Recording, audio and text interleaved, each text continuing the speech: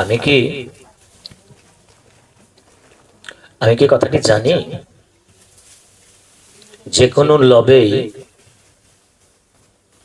আমার প্রাণ পাখিটা পড়ে যেতে পারে।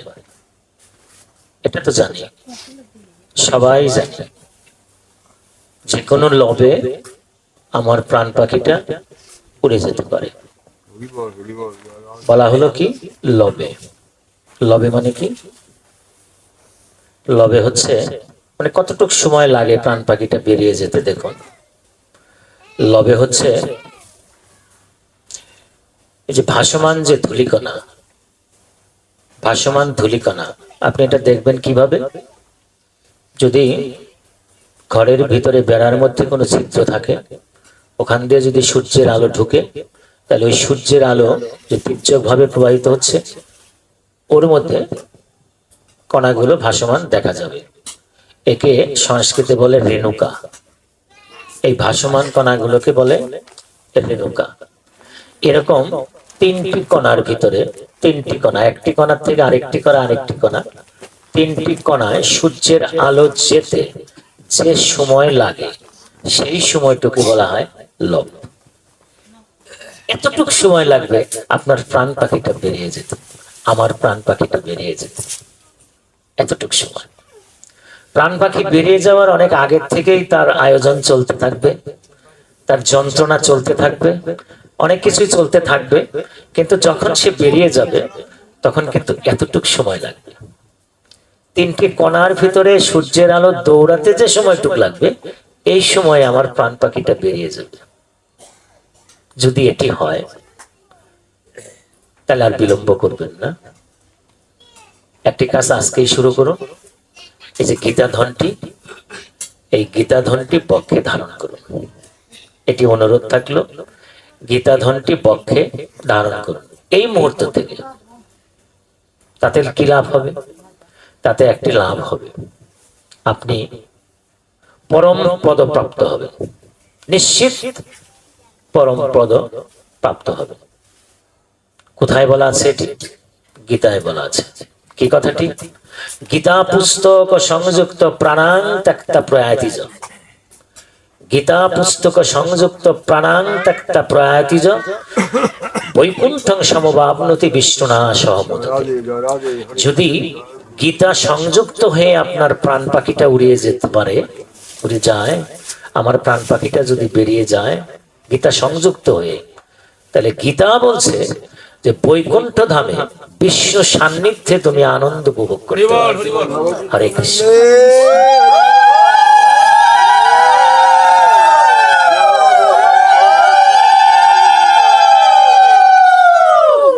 যে কারণে কিন্তু আমরা একটি কাজ করি, যখন প্রাণ পাখি কাউর বেরিয়ে যায়, বাবার জাত, মায়ের জাত, বাড়ির থেকে দৌড়ে এনে, অন্য বাড়ির থেকে এনে একটা গীতা বক্ষে দিয়ে দিই। কিন্তু তখন তো প্রাণ চলে গেছে, পাখিটা উড়ে গেছে, তারপরেও লাভ হয়। প্রাণ পাখি উড়ে গেলেও পাখি কিন্তু পাশাপাশি থাকে, এটা জানা থাকতে হবে আমাদের। পাখি কিন্তু তখন চলে যায় না, দেহ ত্যাগ করে, কিন্তু দেহের চারপাশ দিয়ে ঘুরতে থাকে। যারা আত্মীয় স্বজন থাকে তাদের কাছাকাছি বসে যখন কান্নাকাটি করে সবাই, তখন চিৎকার করে বলে, কাঁদছিস কেন? আমি তো আছি তোদের মধ্যে। অর্থাৎ তখন সে বুঝেই না যে আমি আমার দেহ ছেড়ে চলে আসছি। অনেক চেষ্টা করে ওই দেহে প্রবেশ করার জন্য, কিন্তু আর পারে না। এটাই হচ্ছে সবচেয়ে বড় কষ্টদায়ক। সে কিন্তু যায় না, সে ঘুরেই থাকে, পাশাপাশি থাকে।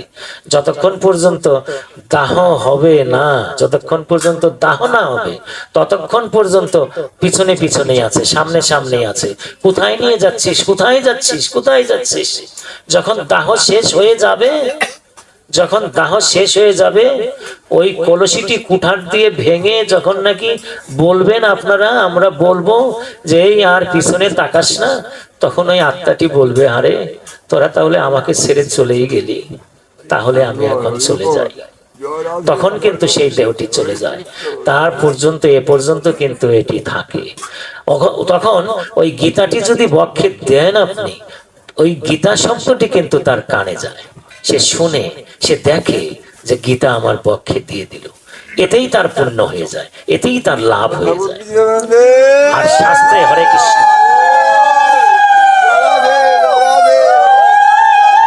আর গীতাটি ধারণ করুন বলছে, ধারণ করুন, লালন করুন। কিভাবে? যে গীতা আপনি সাথে রাখুন, পকেটে রাখুন। শুধুমাত্র নাভির নিচ দেশ থেকে গীতা ধারণ করবেন না, নাভির উপর দেশ থেকে যতটুক জায়গা আছে এর মধ্যে আপনি গীতা রাখুন, পকেটে রাখুন। আপনি যেভাবে থাকুন, অসুস্থ অবস্থা থাকুন, অশুদ্ধ অবস্থা থাকুন, যেভাবে থাকুন, গীতাটি পকেটে ধারণ করুন, তাতে গীতার কোনো সমস্যা হবে না। প্রমাণ কি? গীতা কখনো অশুদ্ধ হয় না। গঙ্গা যেমন অশুদ্ধ হয় না, গঙ্গায় কত লাশ মরা ভেসে যাচ্ছে, তাতে কি গঙ্গা অশুদ্ধ হয়? হয় না, গঙ্গা অশুদ্ধ হয় না। অনুরূপ ভাবে গীতাও কিন্তু অশুদ্ধ হয় না। আপনি গীতা রাখুন। আপনি রাত্রে শয়ন করছেন, আপনার বিছানায় মাথার কাছে গীতাটি রাখুন। যদি বিছানায় টাচ করে না রাখুন, তাহলে অন্তত একটি আধারের মধ্যে গীতাটি মাথার কাছে স্থাপন করুন। গীতা রাখুন, সবসময় গীতা ধারণ করুন, গীতার লালন করুন। আর গীতার 2-4টি শ্লোক যদি মুখস্থ থাকে, তাহলে তো মহাভাগবত। আপনি শ্লোকটা আওড়াবেন, 2-4টি গীতা মাহাত্ম্য বলবেন, যে কাজে যাবেন গীতা আওড়াতে আওড়াতে যাবেন।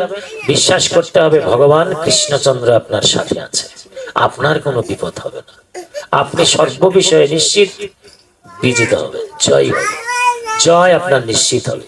গীতা ধারণ করুন, এটি আমি অনুরোধ করে যাচ্ছি। আমি সব আসরে এই কথাটি বলি। কেন এটি বলি? গীতা হচ্ছে সহজলভ্য, সহজলভ্য, সহজে আপনি এটি পাবেন। কিন্তু ভাগবতের কথা যদি বলি, ভাগবত তো আপনি পাবেন না সহজে। আর যে ভাগবত, ওটি তো বড় ভাগবত, ওটি তো আর ধারণ করা সম্ভব না। গীতাটি আপনি সব সময় সাথে রাখুন। আমার মায়েরা যারা বাচ্চাদেরকে স্কুলে পাঠান, ব্যাগের মধ্যে একটা গীতা দিয়ে দিন, গীতা দিয়ে দিন। গীতা দিয়ে দেওয়া মানে কি? গীতার সাথে থাকা মানে আপনার বাচ্চার সাথে আমার মধুসূদন আছে, আপনার বাচ্চার কোনো বিপদ হবে না। আপনিও গীতাটি ধারণ করুন। এ কারণে সহজলভ্য, সহজ পাঠ্য, আপনি সহজে এটি পড়তে পারবেন, সহজে পড়তে পারবেন। আর যদি পড়তে নাই পারেন, তাও না পারলেন, তারপরে 2-4টি শব্দ তো বলতে পারবেন অন্তত পক্ষে, তাতেই লাভ। তাও যদি আপনি না পারেন, অন্তত পক্ষে গীতার নামটি তো বলতে পারবেন। গীতার নাম ধরে আপনি গীতাকে প্রণামটা তো করতে পারেন। যদি প্রণাম করেন, তাতেই ভগবান সন্তুষ্ট হয়ে যাবে যে আমার হৃদয়ে কেউ প্রণাম। হরে কৃষ্ণ, জয় রাম।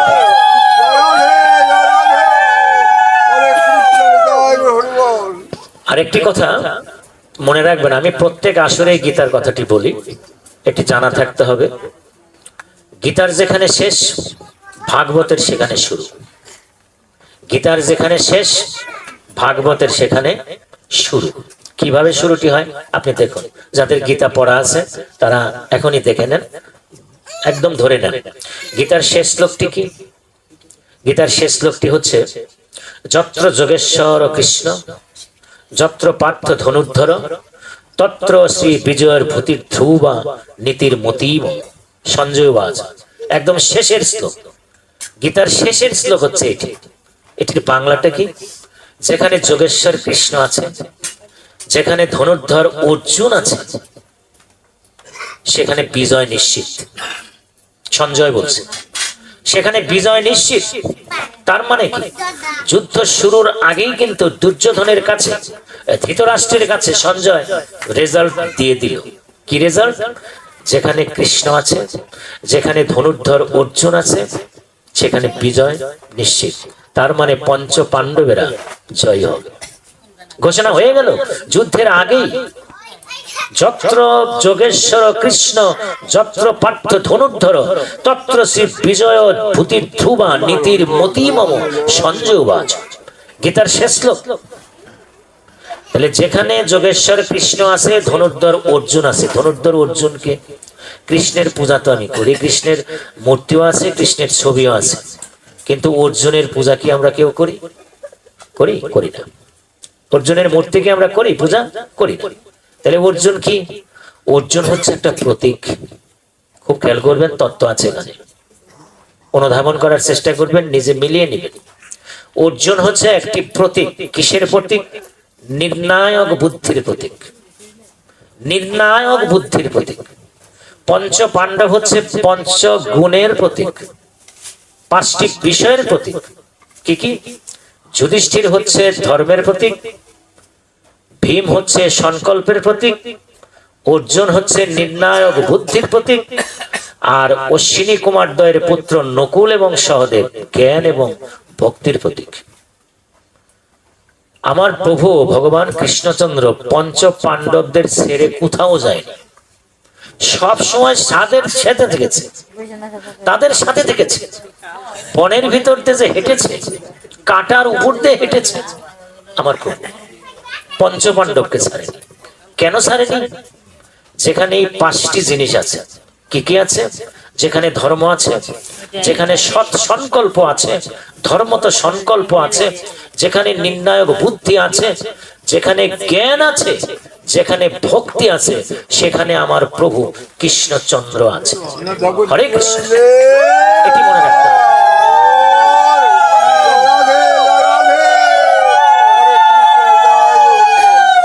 নির্ণায়ক বুদ্ধি, নির্ণায়ক বুদ্ধির ব্যাখ্যাটা আমি আর একটু পরিষ্কার করে দিয়ে দিচ্ছি, বুঝতে আমাদের খুব সহজ হবে।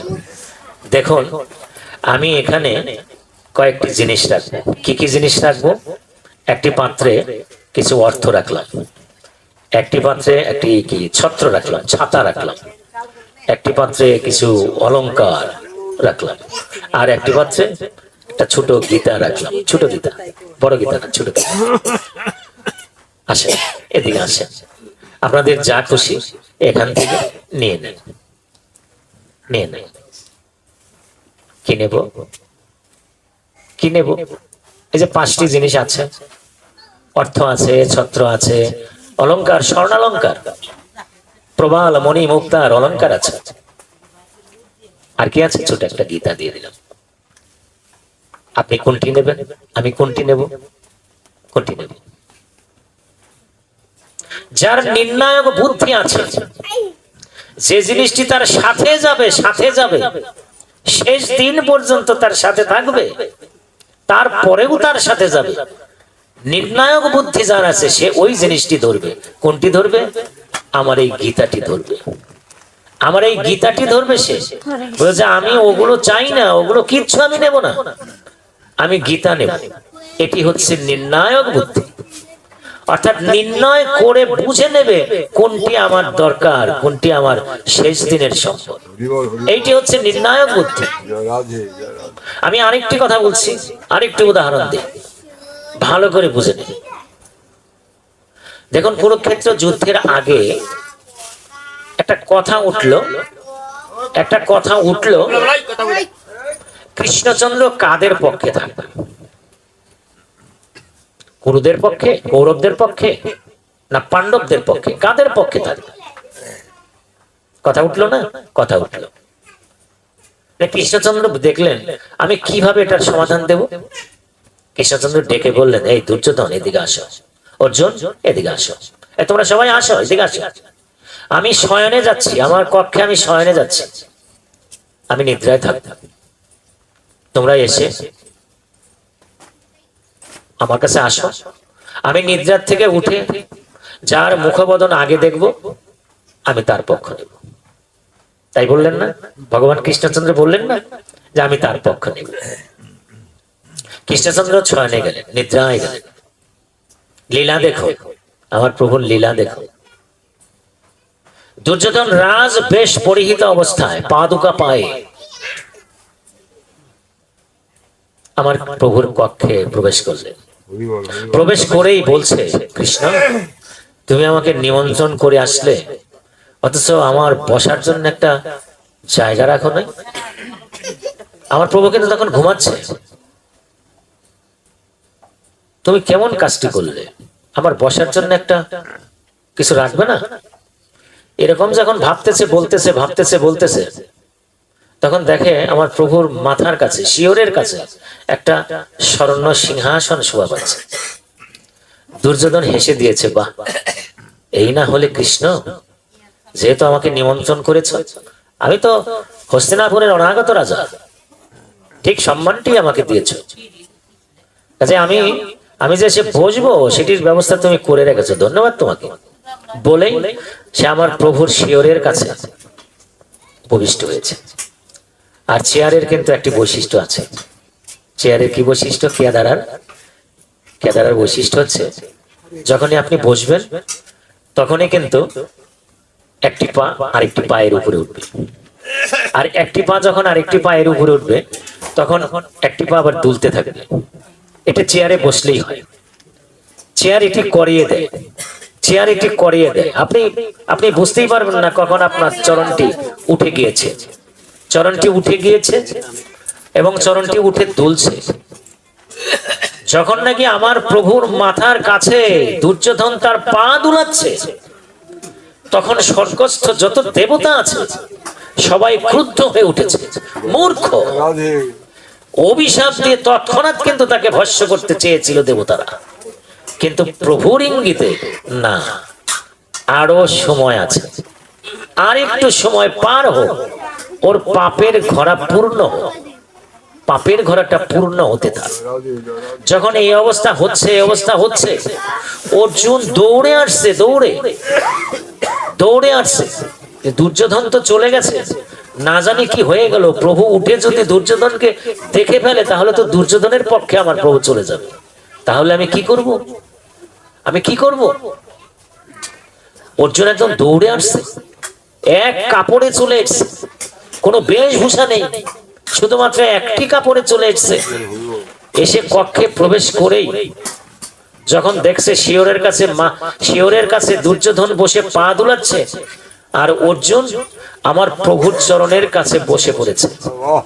বসে দু চোখের জল ছেড়ে দিয়ে বলছে, প্রভু আমার খুব বিলম্ব হয়ে গেছে, তারপরেও আমি এসেছি। প্রভু তুমি কৃপা করে আমার পক্ষ অবলম্বন করো।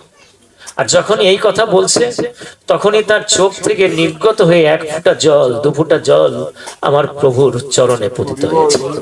যখন নাকি ভক্তের অশ্রু প্রভুর চরণে পতিত হয়েছে তখনই আমার প্রভু নয়ন খুলে অর্জুনের দিকে তাকিয়ে বলছে, অর্জুন আমি তোমার পক্ষ অবলম্বন করবো। হরে কৃষ্ণ।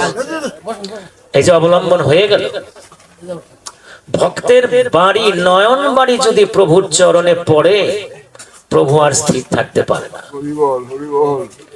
নিয়ে নিল প্রভু আমার অর্জুনের পক্ষ অবলম্বন করল। যখন এটি হয়ে গেল, দুর্যোধন বলছে, প্রভু কৃষ্ণ তুমি তাহলে অর্জুনের পক্ষই নিলে, তাহলে আমাকে কি দেবে?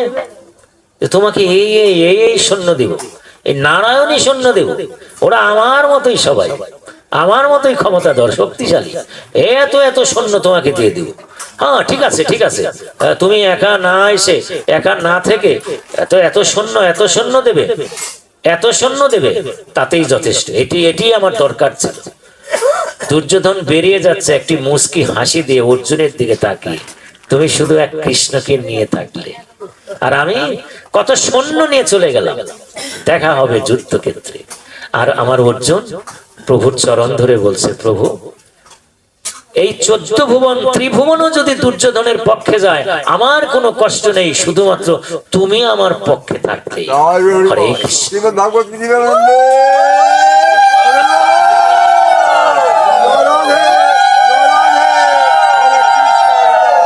এটি হচ্ছে নির্ণায়ক বুদ্ধি। আপনি যখন কোনো কাজে যাবেন, আমি যখন কোনো কাজে যাব, আমার যে নির্ণায়ক বুদ্ধি, আমার যে বিবেক, আমার বিবেককে আমি কাজে লাগাবো।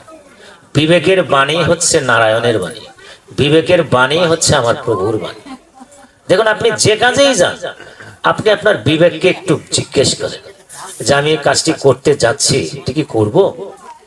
বিবেক আপনাকে বলে দেবে। একটু স্থির হন, একটু চিত্ত স্থির করেন, স্থির করে জিজ্ঞাসা করেন, বিবেক আপনাকে সঠিক পথ দেখিয়ে দেবে। যেটি না করা দরকার সেটি না করবে, আর যেটি করা দরকার, হ্যাঁ করা দরকার, সেটি হ্যাঁ করবে। ঠিক আছে, করো তুমি এটি। আর যদি না করার দরকার হয়, বিবেক বলবে, না রে এই কাজটি করিস না, এটি ঠিক হবে না, এটি ঠিক হবে না। এইটি হচ্ছে নির্ণায়ক বুদ্ধি। তাহলে যেখানে যোগেশ্বর কৃষ্ণ এবং যেখানে ধনুর্ধর অর্জুন মানে নির্ণায়ক বুদ্ধি থাকবে সেখানে বিজয় নিশ্চিত। অর্থাৎ যেখানে আমার প্রভুর স্মরণ থাকবে, প্রভুকে স্মরণ করে অগ্রসর হবেন আর আপনার বিবেক খাটিয়ে আপনি কাজ করবেন, সেখানে আপনার বিজয় নিশ্চিত হবে। আর কি হবে? আপনার শ্রী শ্রী সৌন্দর্য বর্ধন হবে। আর কি হবে? আপনার ঐশ্বর্য বন্ধন হবে, ঐশ্বর্য বর্ধন হবে, ধন সম্পদ বর্ধন হবে। যদি এই যোগেশ্বর কৃষ্ণ আপনার পক্ষে থাকে এবং নির্ণায়ক বুদ্ধি আপনি থাকেন, এই হচ্ছে অর্জুন, নির্ণায়ক বুদ্ধি। তাহলে গীতার শেষ শ্লোক হচ্ছে এটি। আর ভাগবতের শুরুটা কি? ভাগবতের শুরুটা হচ্ছে, তাহলে আমরা কাকে স্মরণ করব এখন বলুন তো?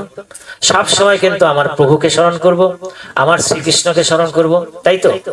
আমার বিবেক আর আমার কৃষ্ণ, আমার বিবেক আমার নির্ণায়ক বুদ্ধি আর আমার কৃষ্ণ আমার প্রভু, এটাই তো আমার ধ্যান নাকি? তাই ভাগবত কি বলছে? শুরুটা কি? সত্যং পরং ধীমহি, সত্যং পরং ধীমহি, প্রথম শ্লোক ভাগবতে। গীতার শেষ শ্লোক হচ্ছে যেখানে যোগেশ্বর কৃষ্ণ, যেখানে নির্ণায়ক বুদ্ধি, সেখানে বিজয় নিশ্চিত। আর ভাগবতের শুরুটা কি? সত্যং পরং ধীমহি, সত্য স্বরূপ পরম যিনি তাকে ধ্যান করি, সত্য স্বরূপ পরম যিনি তাকে ধ্যান করি। ধ্যান করি, ধ্যান মানে কি? চিন্তন করি। কলিতে কি ধ্যান আছে? কলিতে তো ধ্যান নেই। কি আছে? কলিতে তো ধ্যান নেই। কলিতে শুধু নাম, ধ্যান করার কোনো সুযোগ নেই। কারণ আমি যদি নিশ্চিন্ত নিশ্চুপ হয়ে বসে থাকি তাহলে আমার মস্তিষ্কে আরো নানান রকমের সাংসারিক ঝামেলা এসে যাবে, মনকে আমি স্থির করতে পারি না। কাজেই কলিতে ধ্যান নেই, কিন্তু চিন্তন তো আছে, ভাবনা তো আছে। আমি সব সময় কৃষ্ণচন্দ্রকে ধ্যান করব, হ্যাঁ ধ্যান করব, সব সময় চিন্তন করব। চিন্তন মানে কি? কলির ধ্যান শব্দটাই হচ্ছে চিন্তন শব্দ। যদি আপনি এটি করতে পারেন, যদি কৃষ্ণচন্দ্রকে আপনি ধ্যান করতে পারেন, চিন্তন করতে পারেন, একদম ধর্ম তো আপনি, ধর্ম তো আপনি সব পাবেন, কৃষ্ণচন্দ্র আপনাকে সব দেবে।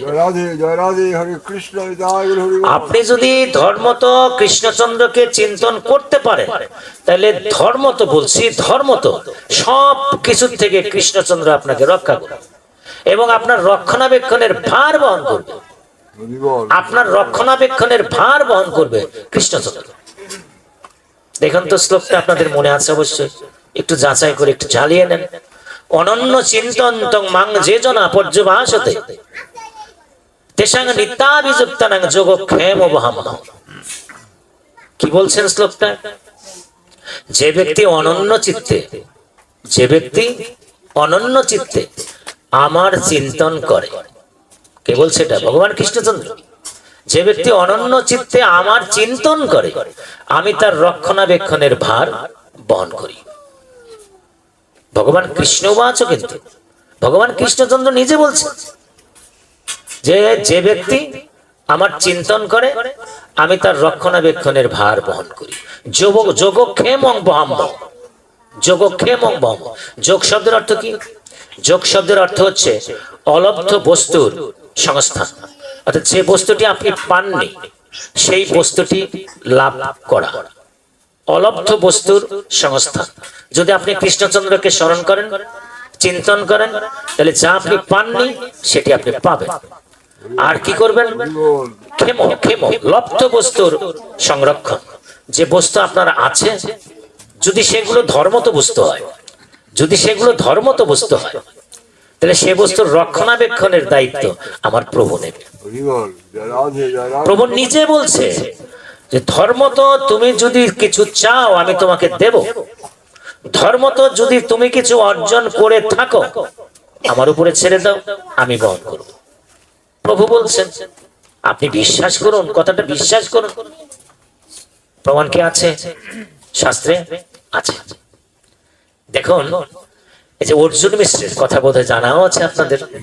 অর্জুন মিশ্র, মিশ্র মানে কি? ক্ষত্রিয় ব্রাহ্মণ, নিষ্ঠিক নৈষ্ঠিক ব্রাহ্মণ, একদম বিষ্ণু ভক্ত। সম্বল কি? শুধু ছোট একটু করতাল আছে, মাধুকরী করে, এই 5 বাড়ি 7 বাড়ি যায়, একটু হাঁটাহাঁটি করে আর মুখে কৃষ্ণ নাম বলে। যদি কোনো বাড়িতে গেল, যদি গৃহস্বামী ইচ্ছে করে, গৃহ করতে ইচ্ছে করে, কিছু অন্ন এনে দিল, চাল অন্ন নিয়ে চলে গেল, কিচ্ছু বলে না। ওই হরে কৃষ্ণ করতে করতে করতে করতে বলতে বলতে 5 বাড়ি 7 বাড়ি ঘুরে এভাবে। আর ঘরে আছে কি? ঘরে আছে সহধর্মিনী। সহধর্মিনী, সহধর্মিনী শব্দটা আমি কেন বললাম? ঘরে যে থাকে তার অনেক নাম থাকে। সহধর্মিনী হচ্ছে ভাগবতের নাম। কেন সহধর্মিনী বলা হয়? স্বামীর ধর্মপথে, স্বামীর ধর্মপথে যে স্ত্রী সাহায্য করে, যে স্ত্রী উৎসাহিত করে, যে স্ত্রী অনুপ্রেরণা দেয়, তাকে বলে সহধর্মিনী। সহধর্মিনী। আর যে নাকি বাধা দেয়, সংসারে যদি কেউ বাধা দেয়, ওই স্ত্রী যদি বাধা দেয়, তাহলে তাকে ভাগবত সহধর্মিনী বলে না, সহধর্মিনী বলে না। তো যাই হোক, ওই দিকে যাব না। সহধর্মিনী ওই কুটিরে, পর্ণ কুটির, পাতার কুটির, পাতার কুটিরে একটা গোবিন্দ আছে। গোবিন্দকে বসিয়ে ওখানে সেবা দেয়, সহধর্মিনী আছে। আর সে করতাল হাতে নিয়ে 5 বাড়ি 7 বাড়ি মাধুকরী করে যা পায় তাই নিয়ে এসে সহধর্মিনীর হাতে দেয়। ওটি ভোগ রান্না হয়, গোপালকে দেয়, তারপর সেই প্রসাদ সেবা করে। বিষ্ণু ভক্ত যারা, তারা বিষ্ণুর প্রসাদ ছাড়া অন্য কিছু সেবা করে না। এটি হচ্ছে প্রথম প্রথম লক্ষণ। বিষ্ণু ভক্তের প্রথম লক্ষণ হচ্ছে সে বিষ্ণু প্রসাদ সেবা করে। ব্রাহ্মণের প্রধান মানে প্রথম লক্ষণ হচ্ছে সে বিষ্ণু প্রসাদ সেবন করবে, প্রতিদিন বিষ্ণু প্রসাদ সেবন করবে, অর্থাৎ বিষ্ণু পুজো করবে, প্রসাদ সেবা করবে, এটি লক্ষণ। তাই অর্জুন মিশ্র কিন্তু প্রতিদিন বিষ্ণু প্রসাদ সেবা করে। কিন্তু মজার কথা কি জানেন? এই যে 5 বাড়ি 7 বাড়ি যে ঘুরে, একই গ্রামে কতবার, কতজন কতবার দেবে? অন্য গ্রামে তো খুব একটা যায় না, যেতে পারেও না। অশীতিপর বৃদ্ধা, 80 বৎসরের বয়স, কত দূরে যাবে? বেশি দূর যেতে পারে না। এই নিজের পাড়া দিয়েই 7 বাড়ি 5 বাড়ি ঘুরে, কেউ দেয় কেউ দেয় না। আজকে কিচ্ছু দিল না, কিছুই পেল না। বাটিতে চলে আসছে পর্ণকুটিরে, এসে বলছে, শুনছ, আজকে তো কিছু পেলাম না, তাহলে গোপালকে আর কি দেবে? গোপালকে তুলসী পত্র দিয়ে দাও, আর ওই একটি তুলসী আমাকে দাও, একটি তুলসী তুমি দাও। এই তুলসী জল আর তুলসী সেবা করে দিন রাত কাটিয়ে দেয়। এইভাবে চলছে। একদিন গেল, 2 দিন গেল, 3 দিন গেল, 3 দিন যাবত, 3 দিন যাবত শুধুমাত্র তুলসী জল সেবন করে আছে, অন্য কিছু তাদের উদরে যাচ্ছে না। 3 দিন। তারপরেও সহধর্মিনী মুখে একটু টু শব্দ নেই, একটু টু শব্দ নেই। বলছে ঠিক আছে, প্রভু যা করছে ওভাবেই চলবে। প্রভু যখন কৃপা করে তখন আসবো। আমার গোপাল যা সেবা করছে আমিও তো তাই সেবা করছি। এমন না যে আমার গোপাল সেবা করছে আমি পাচ্ছি না, তা তো না। আমার গোপালও তুলসী সেবা করছে, জল সেবা করছে, আমিও তুলসী জল সেবা করছি। চলুক না কেন, দেখি গোপাল কদ্দূর নিয়ে যায়। আর এদিকে অর্জুন মিশ্র বসে বসে কি করছে? গীতা পড়ে, গীতা পড়ে, দেখে, সারাদিন শুধু গীতা দেখে, গীতা দেখে। দেখতে দেখতে দেখতে দেখতে এক সময় এই শ্লোকটির উপরে চলে এসছে। কি শ্লোক? যোগক্ষেমং বহাম্যহম, যোগক্ষেমং বহাম্যহম। যখন এই কথাটি বলছে, বলছে না, কথাটি তো বোধ করি ঠিক হচ্ছে না। বহাম্যহম হচ্ছে বহন করা। প্রভু কি কখনো কোনো কিছু বহন করে? না, প্রভু তো বহন করতে পারে না। প্রভু করে কি? প্রভু করে দান করে। দদাম্যহম। ঠিকই আছে, ওই কুরুক্ষেত্র যুদ্ধক্ষেত্রে দাঁড়িয়ে আমার প্রভু অর্জুনকে যা কিছু বলেছে তাই তো গীতার শ্লোক, তাই তো। পরে তো সেটা লিপিবদ্ধ হয়েছে নাকি? বোধহয় লিখতে গিয়ে দদাম্যহমের জায়গায় বহম্যহম শব্দটা লিখে ফেলছে। এটা ভুল হয়ে গেছে। এটা আমি এক কাজ করি, তা না হলে যে আমি 3 দিন যাবত এই যে মাধুকরী করছি, আমি তো কিচ্ছু পাচ্ছি না। যদি হতো তাহলে তো প্রভু বহম্যহম করতেন, মানে বহন করতেন আমার জন্য কিছু। তা না, এটা ভুল হয়ে গেছে। প্রভু করে দান, দদাম্যহম। ওই যে খাগের যে কলম ছিল, খাগ কলমটা টান দিয়ে বহম্মহমটা কেটে দিয়েছে, গীতার মধ্যে কেটে দিয়েছে। কেটে দিয়ে তার পাশে লিখেছে দদাম্য, যোগক্ষেমং দদাম্য লিখে গীতাটি বন্ধ করে দাও, করতালতি দাও। আজকে যাই দেখি আবার মাধুগুরিতে চলে গেছে, হরে কৃষ্ণ বলতে বলতে 5 বারি 7 বারি 10 বারি ঘুরছে ঘুরছে, না কিছু নেই। কেমন হলো? কেউ কিচ্ছু দিচ্ছে না। বুড়া মানুষ, মার্তণ্ডদেব মাথার উপরে সূর্যের তাপ পড়ছে, বড় একটা বৃক্ষ, বৃক্ষের নিচে বসে পড়েছে। প্রভু, আর কত পরীক্ষা চলবে আমার, আর কত পরীক্ষা? আজকে 4র্থ দিন, তুমিও অনাহারি, আমরাও অনাহারি, কিভাবে চলবে? আর দদাম মহম বহাম মহম যাই বলি, তো কোনো কিছুই তো হচ্ছে না। তুমি তো বহনও করছো না, তুমি তো দানও করছো না, তাহলে কি? আমি কি তোমাকে ভাবছি না? আমি তোমাকে চিন্তন করছি না? আমি কি তোমার নাম নিচ্ছি না? আমি তো সর্বক্ষণ তোমার নাম নিচ্ছি, তোমার চিন্তন করছি, তোমার ধ্যান করছি। তাহলে তুমি কেনই পরীক্ষা করছো? এরকম ভাবতে ভাবতে ভাবতে ভাবতে ভাবতে ভাবতে ওই বুড়া মানুষটি ওই গাছের তলায় ঘুমিয়ে পড়েছে, ঘুম নিদ্রায় চলে গেছে।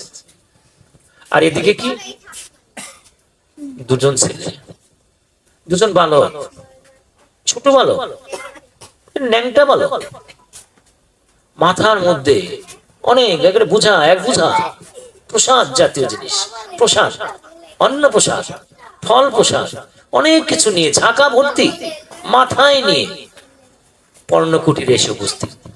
মা দরজা খুলো, বাবা দরজা, মা দরজা খুলো, বাবা অনেক জিনিস পাঠিয়ে দিয়েছে, দরজা খুলো।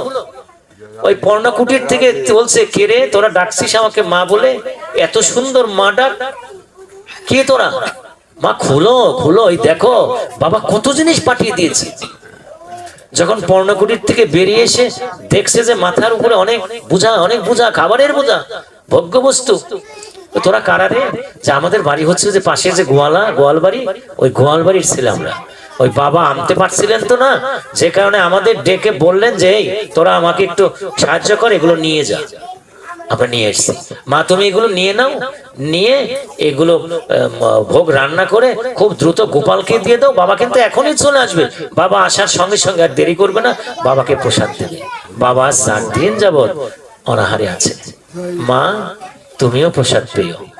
ঠিক আছে মা, আমরা যাই বলে 2জন ছেলে ওই পর্ণকুটির থেকে বেরিয়ে আসতেছে। যখনই ঘুরে দাঁড়িয়েছে তখনই দেখে যে তার পিছন দিয়ে, পিঠ দিয়ে, পৃষ্ঠ দেশ দিয়ে রক্ত ঝরছে। আর মা ডেকে বলছে, এই বালক দাঁড়াও, তোমার পিঠে রক্ত ঝরছে, এটি কিসের রক্ত?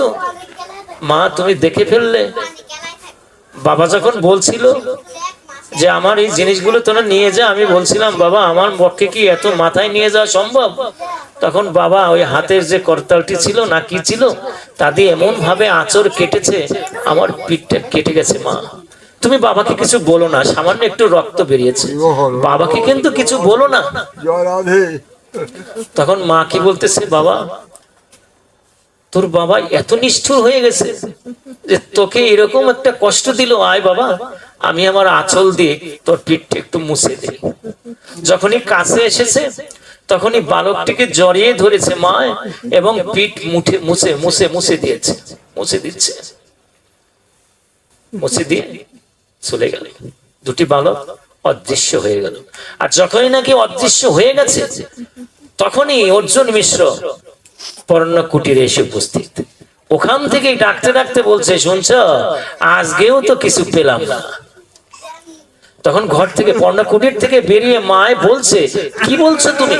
আর তুমি এত নিষ্ঠুর হয়েছ, তুমি যে এত জিনিসপত্র পাঠিয়ে দিয়েছো, অতটুক ছোট বালক, ওরা কি মাথায় করে এগুলো নিয়ে আসতে পারে? আবার পারে না বিধায় তুমি তাদের পিঠে আঁচড় কেটেছ। তুমি কি কাজটি ভালো করেছো? তুমি এত নিষ্ঠুর হয়ে গেছো, কি বলছো তুমি? হ্যাঁ বলছি তো, এই যে অনেক জিনিসপত্র ছোট 2টি বালক এনে দিয়ে গেল, ও তাই? তুমি আমার গীতাটি একটু খুলো তো দেখি, আমার কুটিরে আমাকে নিয়ে যেতে দাও। যে দেখে, গীতাটি উল্টিয়ে দেখে, ওই যে যেখানে বহাম মহম শব্দটি কেটেছিল, শব্দটি রক্তাক্ত হয়ে আছে এবং অস্পষ্ট হয়ে গেছে। দদাম্মহমটা অস্পষ্ট হয়ে গেছে, ঠিক বহাম্মহম যে শব্দটি, সেই শব্দটি অক্ষুণ্ণ অবস্থায় আছে, স্পষ্ট অবস্থায় আছে। তখন বেরিয়েছে, দ্রুত বেরিয়েছে, স্ত্রীকে জড়িয়ে ধরে বলছে, তুমি হচ্ছে পরম ভাগবত, তুমি আমার কৃষ্ণচন্দ্রকে দর্শন করেছো, আমার ভাগ্যে হলো না, আমার ভাগ্যে হলো না।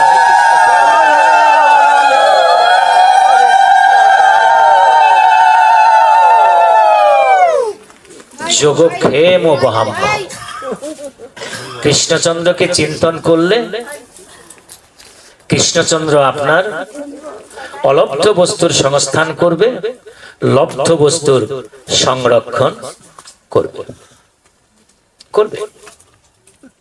অনেক প্রমাণ আছে, ভাগবতে আছে, গীতায় আছে, পুরাণে আছে, সমস্ত জায়গায় আছে। এরকম অজস্র কাহিনী বলা যাবে, 7 দিন বললেও এগুলো শেষ হবে না। আমি ছোট্ট একটা কাহিনী বললাম। আচ্ছা, আপনি বিশ্বাস করেন এমন তো হতে পারে কৃষ্ণচন্দ্র আপনার সাথে আছে? হ্যাঁ আছে। আপনি তাকে দেখতে পাচ্ছেন, আপনি তাকে চিনতে পারছেন না, আপনার অহংকারের কারণে আপনি তাকে বুঝতেই পারছেন না। হতে পারে না এরকম? পারে তো? কৃষ্ণচন্দ্র আপনার সাথেই আছে, আছে আছে, আপনার ভিতরেই তো কৃষ্ণচন্দ্র আছে। আপনি তাকে চিনে নিন, আপনি নিজেকে নিজে চিনে নিন, আপনার ভিতরেই কৃষ্ণচন্দ্র আছে, আপনার পাশেই কৃষ্ণচন্দ্র আছে, আপনি তাকে চিনে নিন। আপনি কেন চিনতে পারছেন না, কেন বুঝতে পারছেন না? আপনার অহংকারের কারণে চিনতে পারছেন না। আপনার অহংকার চূর্ণ করেন, অহংকার নাশ করেন, আপনি কৃষ্ণচন্দ্রের সাক্ষাৎ পাবেন। দেখুন,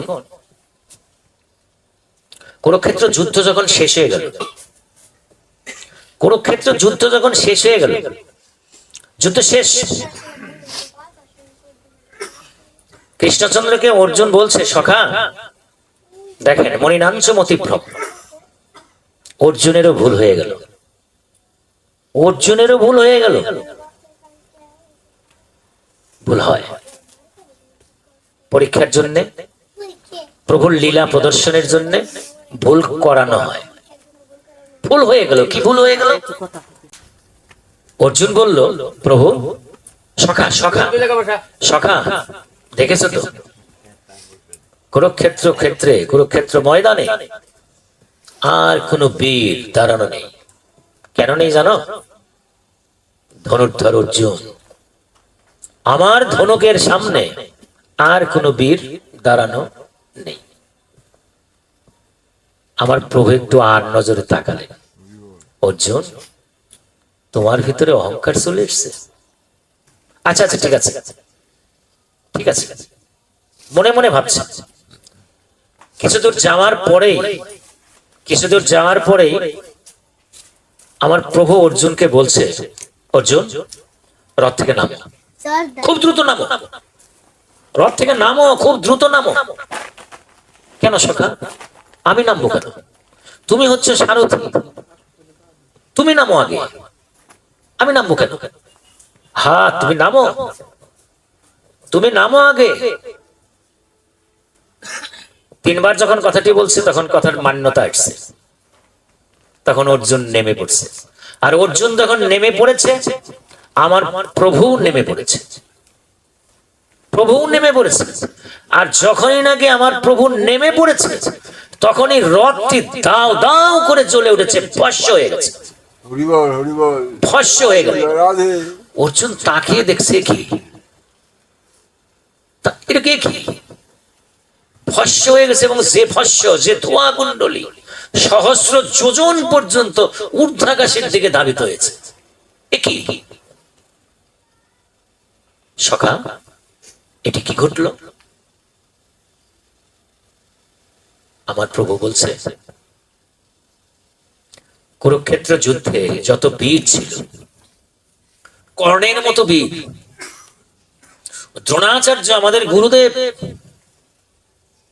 মহারথী ভীষ্ম, বিশ্বদেব, এদের সমস্ত টার্গেট ছিল এই রথটির উপরে। অজস্র তীর নিক্ষেপ করেছে, বাণ নিক্ষেপ করেছে, এবং সবগুলো হচ্ছে দৈববাণ, দিব্যবাণ। তখন ভস্য হয়নি। কেন হয়নি? আমি শ্রীকৃষ্ণ তোমার সামনে বসা ছিলাম, আর আমাদের উপরে আরেকজন ছিল, সে কে? মহাবলী হনুমান। যে কারণে রথটির ডাক নাম হচ্ছে কপিধ্বজ। হনুমান ছিল, ওখান থেকে হনুমান সেগুলো ফিরিয়েছে, মহাবলী হনুমান। আর আমি ছিলাম তোমার সারথি এই রথ। আমি যদি না থাকতাম, কুরুক্ষেত্র যুদ্ধে 1 ইঞ্চিও তুমি অগ্রসর হতে পারত না। আর ওই কপিল যদি না থাকতো, এই রথ টিকতো না, নিজ চক্ষে দেখলে। আর আমি যদি আগে নামতাম, তুমি যদি রথে থাকতে, তাহলে তুমি সহ এই কুরুক্ষেত্র ময়দানে আজকে ভস্য হয়ে যেত। অর্জুনের অহংকার মুহূর্তের মধ্যে চূর্ণ হয়ে গেল। মাথাটি অর্জুন নিচু করল। দেখুন, আমি কেন এই কথাটি বললাম? অর্জুনের পাশে বসা কিন্তু কৃষ্ণ, সাথে বসা, সামনে বসা, কিন্তু কৃষ্ণকে দেখছে না। সে কৃষ্ণকে দেখছে কি সখা হিসেবে। কেন? কি কারণে? অহংকারের কারণে। আর যখনই নাকি অহংকার নাশ হলো, তখনই কিন্তু চিনলো যে হ্যাঁ কৃষ্ণ। তারপরেও পরিচ্ছন্ন না, পরিষ্কার না, হেঁটে হেঁটে যাচ্ছে, রথ হারা হেঁটে হেঁটে যাচ্ছে। কখনো আমার প্রভু আগে, কখনো অর্জুন আগে, হেঁটে হেঁটে যাচ্ছে, কথা বলতে কথা বলতে কথা বলতে। কিছু দূর যাওয়ার পরেই বলছে, দেখুন কথাগুলো দেখুন, সখা অনেক পাপ হয়ে গেল, যুদ্ধটা অনেক পাপ হয়ে গেল, নিজের গুরুদেবকে পর্যন্ত হত্যা করলাম, যাদের হত্যা করলাম তারা সবাই আমার আত্মীয়, পরমাত্মীয়, সবাইকে হত্যা করলাম। পাপ হলো না? পাপ হলো। তাহলে গঙ্গা তো হচ্ছে পাপ মোচনী। চলো যাই, আর দেরি করবো না। আমি গঙ্গা স্নান করব, আমি গঙ্গা স্নান করব। কৃষ্ণচন্দ্র মৃদু হেসে বলছে, আচ্ছা ঠিক আছে, চলো তোমাকে গঙ্গা স্নান করে নিয়ে আসি। গঙ্গা স্নান করলেই যদি পাপ মুক্ত হয়ে যায়, তাহলে চলো যাই। আবার একটা রথকে আহ্বান করে রথে বসিয়ে কৃষ্ণচন্দ্র নিজে সারথি হয়ে অর্জুনকে নিয়ে গঙ্গার তীরে চলে এসেছে। খুব খেয়াল করুন, এখানে তত্ত্ব আছে। গঙ্গার তীরে চলে এসছে। যাও সখা, অবগাহন করো, স্নান সেরে আসা, পাপ মোচন করো। অর্জুন গান্ডীব তীর রেখে আস্তে আস্তে হেঁটে হেঁটে হেঁটে হেঁটে গঙ্গায় গিয়ে নামছে। যখনই গঙ্গায় নামতে যাবে, জলের কাছাকাছি যাবে, তখনই দেখে একটা মরা ভেসে যাচ্ছে। আহা, মরা ভেসে যাচ্ছে। মরা ভেসে যাচ্ছে, ওখানে কি স্নান করা চলে? অর্জুন আর নামছে না, পিছন ফিরে উঠে ওখান থেকে অন্য ঘাটে যাওয়ার চেষ্টা করেছে। আর যখনই যাবে, যাকে দুটি শিয়াল, একটা বড় শিয়াল, একটা ছোট শিয়াল, ক্ষুধার্ত শিয়াল। ছোট শিয়ালটি বড় শিয়ালকে ডাকছে, মা আমরা তো অনেকদিন যাবত ক্ষুধার্ত, আমাদের খাবারের ব্যবস্থা করো। ওই যে একটা লাশ ভেসে যাচ্ছে মরা, তাহলে ওটাকেই নিয়ে আসো, আমি একটু খাই, সেবা করি। মা চলে গেল ওই মরাটি দেখার জন্য। অর্জুন আবার এই পশু জানোয়ার এদের কথা বুঝতে পারত, এদের ভাষা বুঝতে পারত। এরকম কথা যখন হচ্ছে, অর্জুন শুনছে সব। সে অন্য ঘাটে যাওয়ার চেষ্টা করছে। ওই মরা যে ঘাটে, ও ঘাটের থেকে উঠে আসতেছে, পাশেই দাঁড়িয়ে ওই দুটি সিগাল এই কথাগুলো বলছে। বড় শিয়ালটি ওই লাশের কাছে গেছে আস্তে আস্তে আস্তে আস্তে, ততক্ষণে লাশটি একদম তীরে ঠেকে গেছে। বড় শিয়ালটি গিয়ে কি করলো? প্রথমে গিয়ে লাশের যে মুখবদন, মুখবদন স্পর্শ করলো, স্পর্শ করেই ছিটকে দিল, না খাবো না। আবার কি স্পর্শ করলো? দুটি নয়ন যুগল, চোখ, না। আবার কি স্পর্শ করলো? নাসিকা যুগল, নাক। শুনছে শুনছে, সঙ্গে সঙ্গে সঙ্গে সঙ্গে দেখছে, চরণ যুগল স্পর্শ করলো, শুনছে, নাকে শুনছে, না, ছেড়ে ছেড়ে। তারপরে কি? মস্তক, তারপরে কি? হস্ত যুগল, তারপরে কি? বক্ষ যুগল, বক্ষ, বক্ষ দেশ স্পর্শ করলো, নাক দিয়ে শুনছে, সঙ্গে মুখ দিয়ে, পা দিয়ে ধাক্কা দিয়ে সরিয়ে দিল। ওই ছোট শিয়ালটি পার থেকে বলছে, মা সরাচ্ছ কেন? আমি তো ক্ষুধার্ত, আমি তো ক্ষুধার্ত, আমার ভোজন করতে হবে, আমার সেবা করতে হবে, আমার উদর পূর্তি করতে হবে, তুমি ফেলে দিচ্ছ কেন? আবার কবে নাচ পাবো? বড় শিয়ালটি এসে কেঁদে কেঁদে বলছে, রে আমরা পশু, আমরা পশু, আমাদের শুধু একটি সুযোগ নেই। কি সুযোগ নেই? এই হাত দুটি দিয়ে আমরা প্রভুর সেবা করতে পারি না, আমরা প্রভুর চরণ সেবা করতে পারি না। আর তো সবই বুঝি, আমরা এমন দেহ স্পর্শ করব না, সেবা করব না। কেন? যার মুখবদনে সে একবার কৃষ্ণ কথা বলেনি, একবার হরে কৃষ্ণ বলেনি, শুধু আন কথা, এ কথা, সে কথা বলেছে সারাটি জীবন, কৃষ্ণ কথা বলেনি মুখবদনে। আর কি করেছে? নয়ন যুগল, নয়ন যুগল, নয়ন যুগলে আমার প্রভুর সাত্বিক রূপ দেখেনি, আমার শ্রী রাধা গোবিন্দের মূর্তি দেখেনি। নয়ন দিয়ে শুধু অন্য জিনিস, কুজিনিস, অশালীন জিনিস দেখেছে। এই প্রাণী, এই যে আজকের যে মরাটি, এটি আর কি দেখেছে? যে নাসিকা যুগল, এই যে নাক দেখলাম, ওর নাকে কখনো তুলসীর গন্ধ ঢুকেনি, ও কখনো আমার প্রভুর চরণের তুলসী ঘ্রাণ নেয়নি। ও কিসের ঘ্রাণ নিয়েছে? ওই পার্থিব জগতের অশালীন জিনিসের ঘ্রাণ নিয়েছে। এই দেহ তো আমি সেবা করব না। আরো জানিস, আরো দেখ, এই যে চরণ যুগলটি দেখছিস, এই চরণ যুগলটি, এই চরণ যুগলটি শ্মশানের চরণ যুগল। ও জীবিত থাকতেই মৃত ছিল।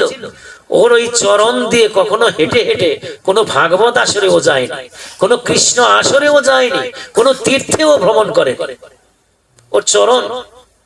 আরো জানিস, ওর যে মস্তক, ওর যে শিরটি, ওর শিরটি কখনো আমার প্রভুর সামনে নত হয়নি, প্রণাম করেনি, আমার ভক্তকে পর্যন্ত প্রণাম করে।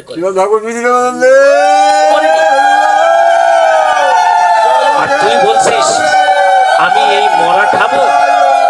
আরো শুনবি, ওর যে হাত, ওর যে হাত, ওর যে বক্ষ দেশ, ওর হাত দিয়ে কখনো তো ও কৃষ্ণ সেবাও করেনি, কৃষ্ণ প্রসাদও তৈরি করেনি।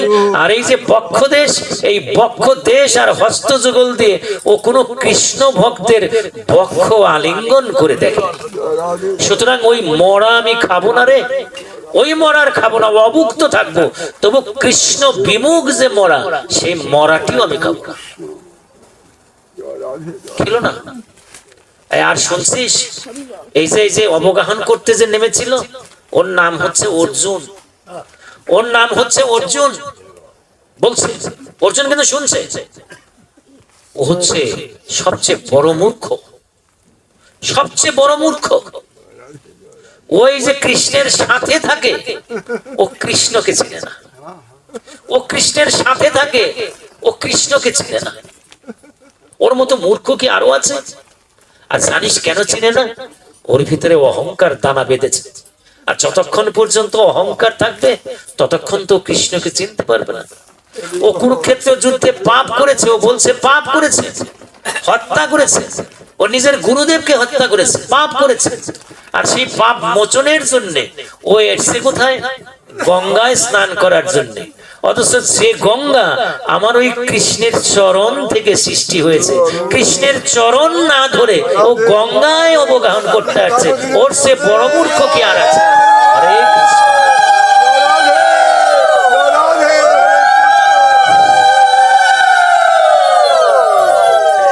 হরে কৃষ্ণ।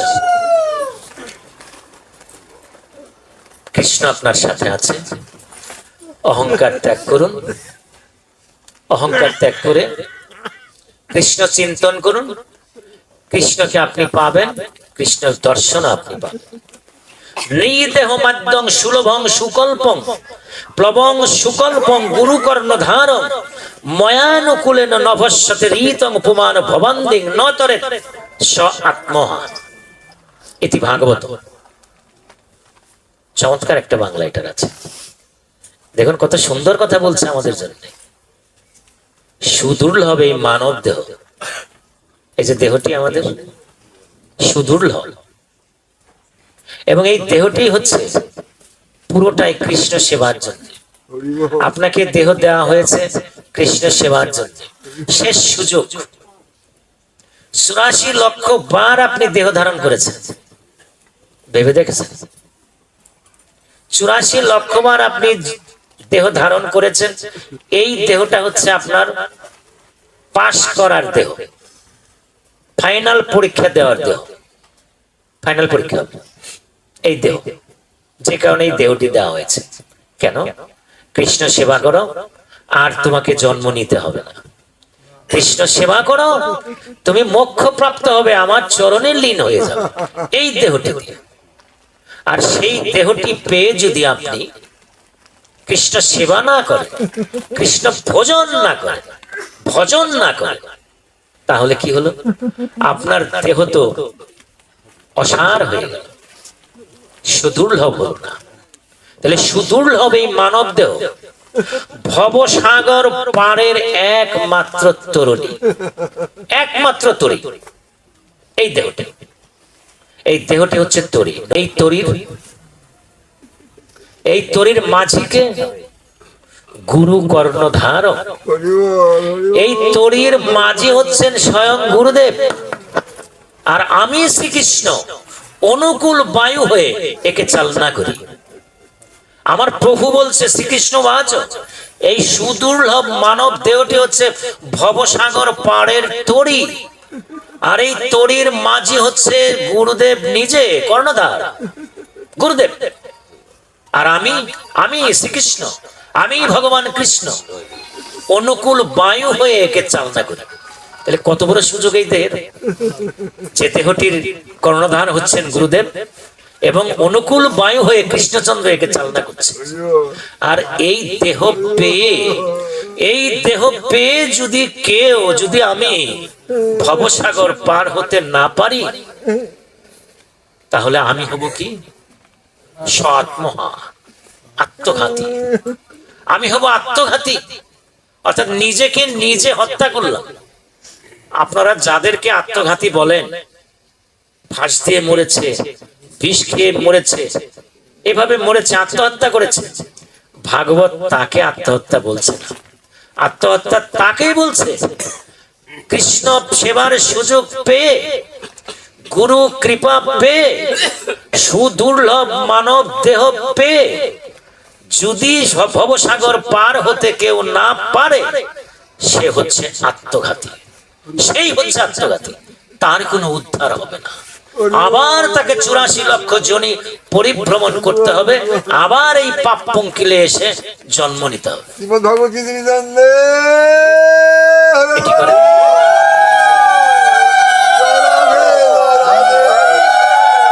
ময়ানুকূলেন নভস্যতে রীতং পুমান ভবন্দিং নতরে স আত্মহা। আত্মঘাতী। সুতরাং আত্মঘাতী কেউ হবে না। অনুরোধ করে যাচ্ছি ভাগবত আসর থেকে, আত্মঘাতী হবেন না। নিজের জীবনটাকে চিনেন, নিজের দেহকে মূল্য দিন। এই দেহটি হচ্ছে আপনার কৃষ্ণ সেবার জন্য, আপনার জন্য না। আপনি কৃষ্ণ সেবা করেন, আপনি সব পাবেন, যা চান আপনি তাই পাবেন। শুধু দেহটি কৃষ্ণ সেবার জন্য দিন, নিবেদন করুন। সুস্থ থাকুন, ভালো থাকুন, ভালো থাকবে না, একটু চেষ্টা করুন, সবসময় চেষ্টা করুন। তাহলে কি করব আমি এখন, আমার এখন কি করার আছে? আপনি তো বললেন আমার এই দেহটি হচ্ছে তরি, গুরুদেব হচ্ছেন কর্ণধার, এবং ভগবান কৃষ্ণচন্দ্র অনুকূল বায়ু হয়ে চালনা করছেন।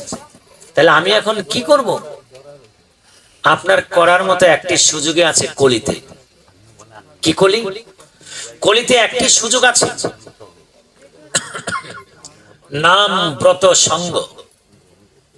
নাম ব্রত সঙ্গ, তিনে মিলে মুক্তি, বাকি সব রঙ্গ।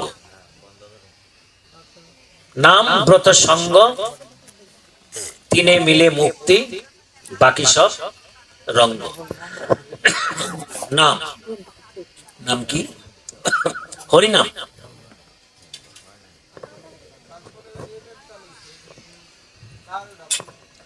হরিনাম,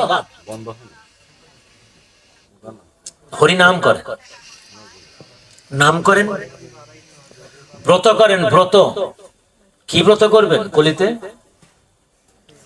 একটি ব্রত কথা বলা হয়েছে, সেটি হচ্ছে একাদশী মহাব্রত। একাদশী মহাব্রত, আর হচ্ছে সঙ্গ, এই ভক্ত সঙ্গ। কলির জন্য এই তিনটি, নাম, হরিনাম, হরে কৃষ্ণ একাদশী ব্রত, আর হচ্ছে সঙ্গ, ভক্ত সঙ্গ। নাম ব্রত সঙ্গ, তিনে মিলে মুক্তি, বাকি সব রঙ্গ। রঙ্গ আনন্দ উল্লাস, হই হট্টগোল, কোনো লাভ হবে না, শুধু নাম কর। নাম তো করছি, আমি তো নাম করছি, নামের আসরেও তো যাচ্ছি, নাম তো করছি, কিন্তু একাদশী ব্রতও তো করছি। আজকে তো একাদশী আছেন সবাই, একাদশী করছেন তো, একাদশী ব্রতও তো করছি, একাদশী ব্রতও করছি, নামও করছি, আবার ভক্ত সঙ্গও তো করছি, করছি তো, কিন্তু কোনো পরিবর্তন তো দেখতে পাচ্ছি না, কোনো পরিবর্তন তো দেখতে পাচ্ছি না। তাই হচ্ছে না আমাদের। নামও করছি, নামের আসরেও যাচ্ছি, কীর্তন করছি না, হরে কৃষ্ণ বলছি, নামের আসরেও যাচ্ছি, একাদশী ব্রতও তো করছি, আবার ভক্ত সঙ্গও তো করছি, যেখানে ভাগবত হচ্ছে, যেখানে কৃষ্ণ নাম হচ্ছে, সেখানে তো যাচ্ছি, কিন্তু কোনো পরিবর্তন তো দেখতে পাচ্ছি না। হরে কৃষ্ণ, মন খারাপ করবেন না। একটা কথা বলি, ভাগবত থেকে বলছি, আপনার নাম, আমার নাম হচ্ছে না, হচ্ছে না, আমার নাম হচ্ছে না। তাহলে এটি প্রমাণ কি? সুন্দর একটা প্রমাণ আছে, আমি বলে দিচ্ছি। আমার মহাপ্রভু কথাগুলো বলছে, নাম হচ্ছে না। নাম হচ্ছে না কেন? মহাপ্রভুর জীবন দর্শন থেকে এবং মহাপ্রভুর প্রদত্ত শব্দগুলোর থেকে আমি বলছি। নাম হচ্ছে অপ্রাকৃত। কি ঠিক আছে? নাম কি? নাম হচ্ছে অপ্রাকৃত। অপ্রাকৃত শব্দের অর্থ কি? অজাগতিক। অজাগতিক মানে কি? ঐশ্বরিক। ঐশ্বরিক মানে কি? অবিনশ্বর। তাই তো? নাম হচ্ছে অজাগতিক, অপ্রাকৃত, অবিনশ্বর, নষ্ট হবে না। আর দেহটা কি? প্রাকৃত, নশ্বর। নশ্বর এবং জাগতিক। তাহলে নশ্বর দেহ দিয়ে অবিনশ্বর নাম কিভাবে হবে? কিভাবে হবে? সম্ভব? বলুন তো। কি একটা ভেদ রয়ে গেল এখানে। আচ্ছা, মহাপ্রভু আমাদের জন্য নাম দিয়ে গেলেন, এই তত্ত্বটা তো ভয়াবহ তত্ত্ব, মারাত্মক তত্ত্ব। অপ্রাকৃত নাম প্রাকৃত দেহ দিয়ে কিভাবে সম্ভব? এই কারণে নাম হচ্ছে না, এই কারণে নাম হচ্ছে না। আরেকটি কারণ কি? দুটি কারণ। এ হচ্ছে একটি কারণ, আরেকটি কারণ হচ্ছে আপনার কৈবল্য অবস্থা আসেনি, আমার কৈবল্য অবস্থা আসেনি। কৈবল্য মানে কি? কৈবল্য শব্দের অর্থ হচ্ছে সর্বপ্রকার দ্বৈত ভাব ত্যাগ। দ্বৈত ভাব ত্যাগ। বলুন, আপনি কি একা কখনো ভাবেন? না, আমার স্ত্রী আছে, আমার ছেলে আছে, আমার ছেলের বউ আছে, আমার নাতি আছে, আমার অমুক আছে, তমুক আছে। আপনি তো কখনো একক ভাবেন না, সব সময় আপনার ভিতরে দ্বৈত ভাব আছে। যতক্ষণ পর্যন্ত দ্বৈত ভাব থাকবে ততক্ষণ পর্যন্ত আপনার ভিতরে কৈবল্য আসবে না। আর কি, আসক্তি ত্যাগ করতে হবে। আপনার ভিতরে তো আসক্তি আছে। আপনার ঘরের আহা কত টাকা দিয়ে আপনি খাটটি তৈরি করেছেন, ময়ূরপঙ্খী খাট, কত জিনিস কত জিনিস তৈরি করেছেন। এগুলো যেগুলো একটু যদি খোঁচা লাগে, আঁচল লাগে, বৌমা যাওয়ার সময় যদি একটু টোকা লাগে, আপনি চট এই নড়াচড়া করো, দেখে করতে পারো না, টোকা লাগে, দাগ পড়বে তো। অনেক সবকিছুর মধ্যে আপনার আসক্তি আছে। যতক্ষণ পর্যন্ত আসক্তি থাকবে ততক্ষণ পর্যন্ত নাম হবে না। আর কি হবে না? আপনি কি মায়ামুক্ত? মায়া না, মায়ামুক্ত না। একাগ্র, স্থির, শান্ত। আপনি কি নির্জনে থাকতে পছন্দ করেন?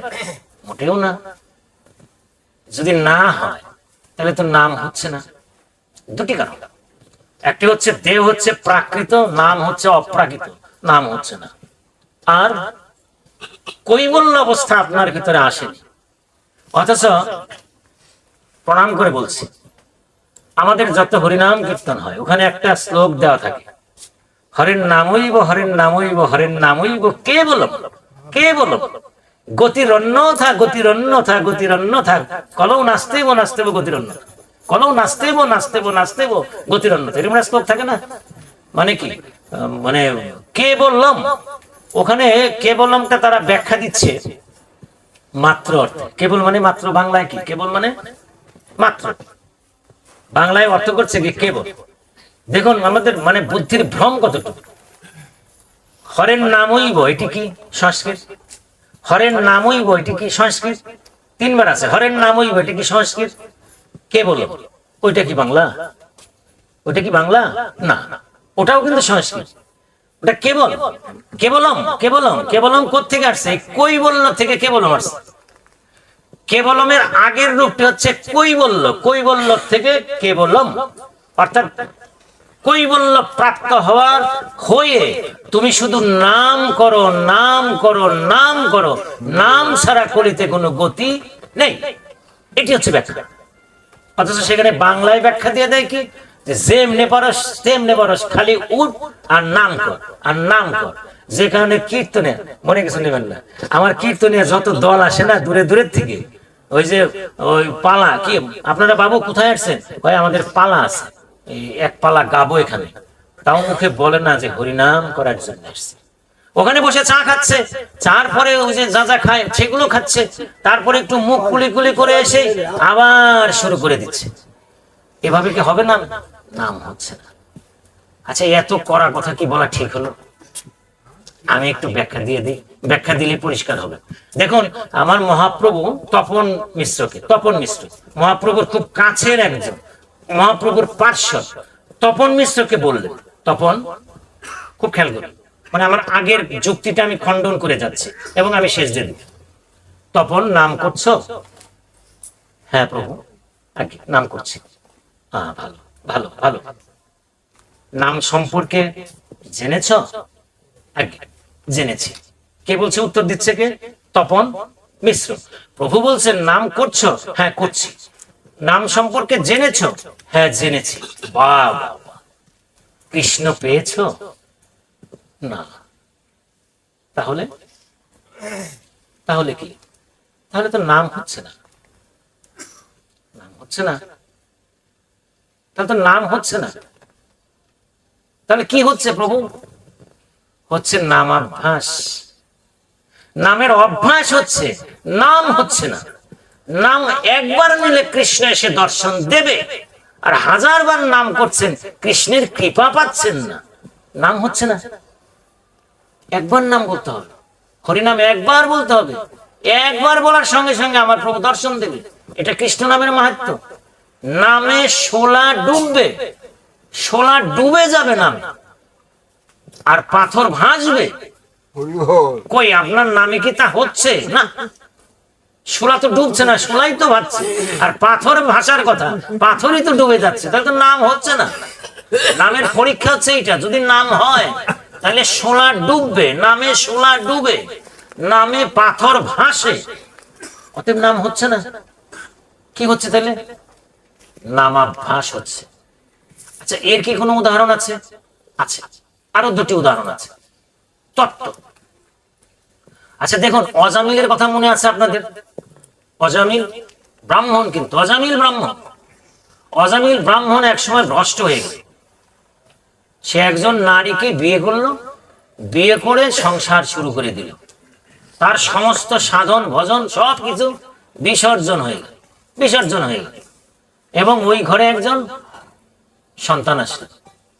শখ করে সন্তানটির নাম রাখলো নারায়ণ। নারায়ণ নাম রাখলো।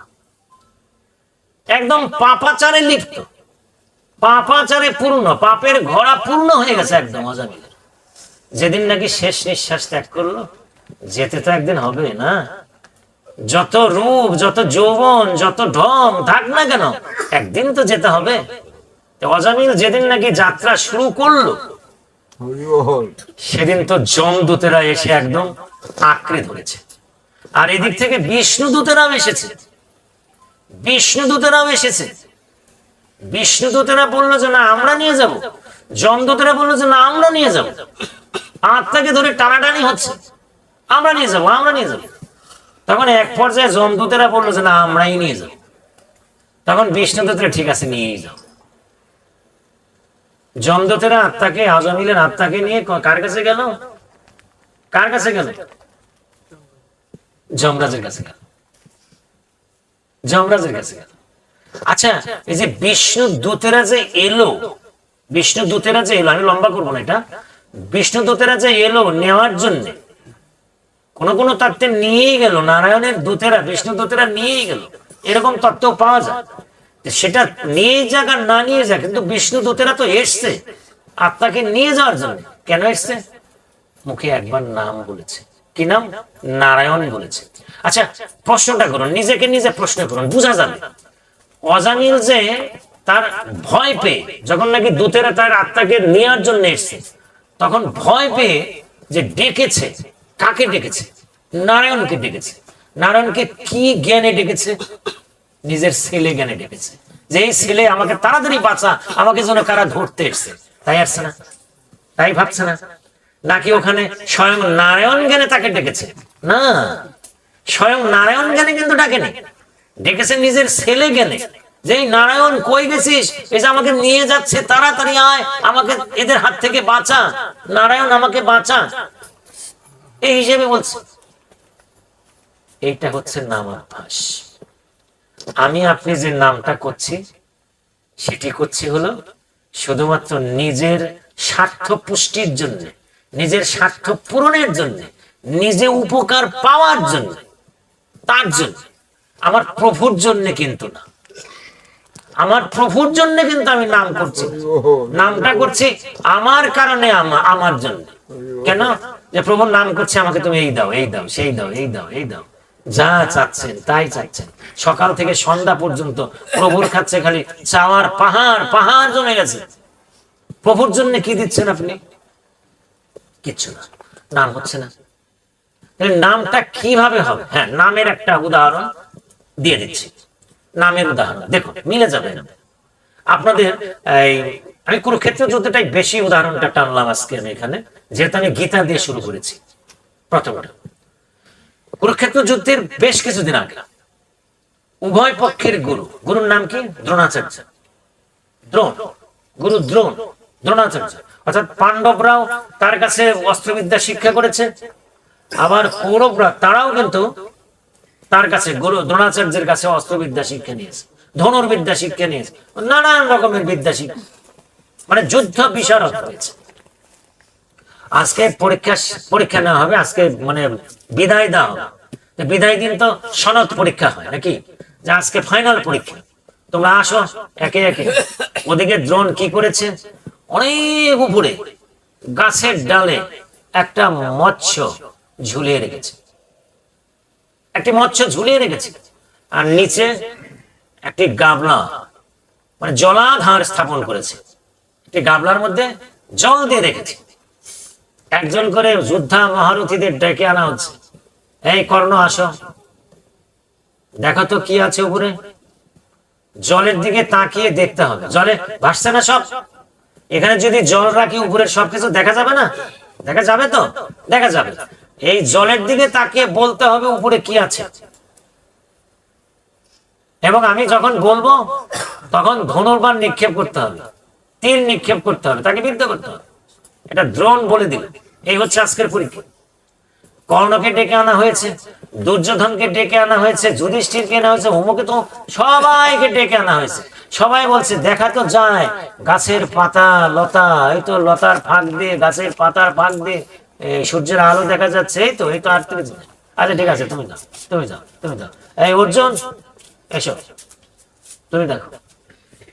জলের দিকে তাকিয়ে বলছে গুরুদেব একটা মণি দেখা যাচ্ছে, ওই গাছের পাতার আড়ালে একটা মণি, চোখ চোখ দেখা যাচ্ছে। চোখ দেখা যাচ্ছে নিশ্চিত? হ্যাঁ গুরুদেব, চোখ দেখা যাচ্ছে। তাহলে আর দেরি নেই, জলের দিকে তাকিয়ে উপরের দিকে তীর নিক্ষেপ করো। জলের দিকে তাকিয়ে উপরের দিকে তীর নিক্ষেপ করো। খেয়াল করো, তাকিয়ে থাকবে জলের দিকে, উপরের দিকে তীর নিক্ষেপ করবে। বলা মাত্র অর্জুন জলের দিকে তাকিয়ে তীর নিক্ষেপ করেছে।